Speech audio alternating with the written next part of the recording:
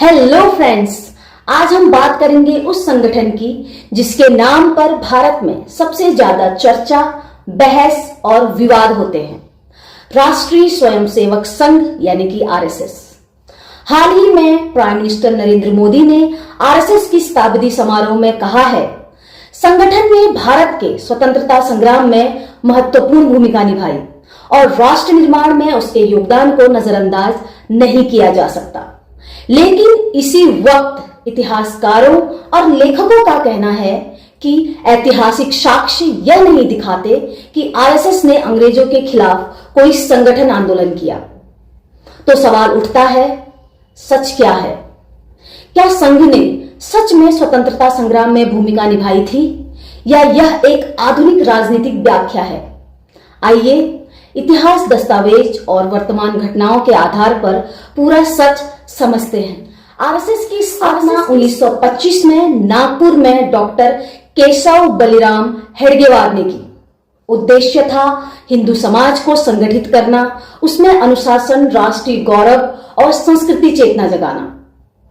हेडगेवार स्वयं कांग्रेस के सदस्य रह चुके थे और नॉन कोऑपरेटिव मूवमेंट में जेल भी गए थे।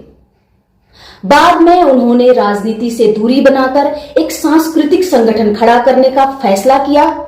आरएसएस ने अपने शुरुआत से ही कहा कि वह राजनीति आंदोलन नहीं करेगा, बल्कि चरित्र निर्माण और राष्ट्रीय भावना जगाने का काम करेगा। संघ के स्वयंसेवकों ने स्वतंत्रता संग्राम में सक्रिय भूमिका निभाई।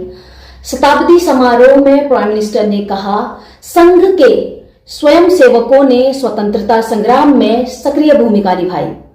हेडगेवार जी के नेतृत्व में संघ ने देशभक्ति और आत्मबल की भावना जगाई। संघ के बिना यह राष्ट्र आज इतना संगठित नहीं होता। उन्होंने यह भी कहा कि जो लोग सच की भूमिका पर सवाल उठाते हैं, उन्हें इतिहास के कई पन्ने दोबारा पढ़ने चाहिए। लेकिन ऐतिहासिक अभिलेख क्या कहते हैं?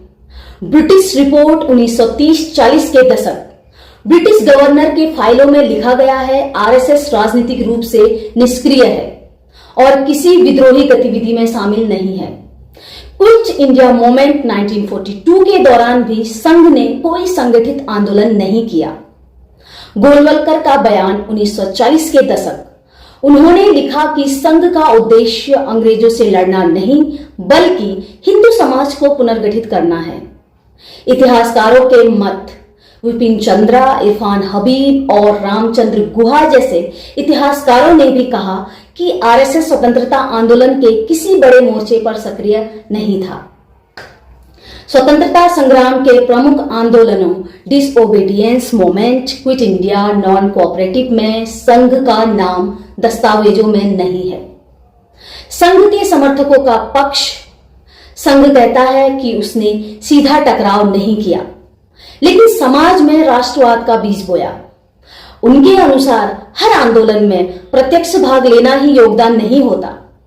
संघ के कई स्वयंसेवकों ने व्यक्तिगत स्तर पर स्वतंत्रता संग्राम में हिस्सा लिया। 1947 में देश आजाद हुआ, लेकिन कुछ ही समय बाद यानी कि 1948 में गांधी जी की हत्या के बाद आरएसएस पर प्रतिबंध लगा दिया गया। संघ ने तब से अपनी छवि सामाजिक और सांस्कृतिक संगठन के रूप में बदलना शुरू किया। संघ के कार्य क्षेत्र बढ़े। शिक्षा यानी कि विद्या भारती, सेवा भारती, मजदूर संगठन बीएमएस, छात्र संगठन एबीवीपी और राजनीतिक जन भाजपा। 1980 के दशक में राम जन्मभूमि आंदोलन के दौरान संघ फिर से मुख्य धारा में आया। आज आरएसएस भारत का सबसे बड़ा स्वयंसेवक संगठन है, जिसके लाखों सदस्य हैं और जो बीजेपी की विचारधारा का आधार है।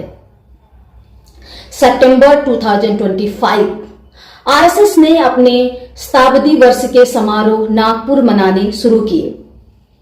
पीएम मोदी, प्रेसिडेंट द्रौपदी मुर्मू समेत कई संघ ने कार्य की सराहना की, लेकिन कई विपक्षी दलों ने इस बयान पर सवाल उठाए।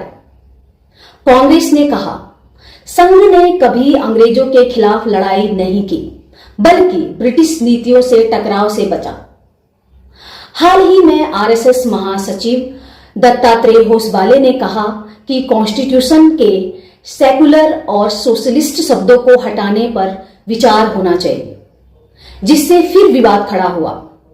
आरएसएस प्रमुख मोहन भागवत ने कहा, आज भी विदेशी शक्तियां इंडिया को अस्थिर करने की कोशिश कर रही है, इसलिए संघ का संगठन और अनुशासन जरूरी है। तो फ्रेंड्स, अब बात साफ है। इतिहास यह कहता है कि आरएसएस ने अंग्रेजों के खिलाफ सीधा आंदोलन नहीं किया, लेकिन प्राइम मिनिस्टर का मानना है कि उन्होंने राष्ट्र निर्माण की मानसिक और सांस्कृतिक नींव रखी। दोनों दृष्टिकोणों में फर्क है। एक कहता है संघ ने संघर्ष नहीं किया, दूसरा कहता है संघ ने समाज को तैयार किया।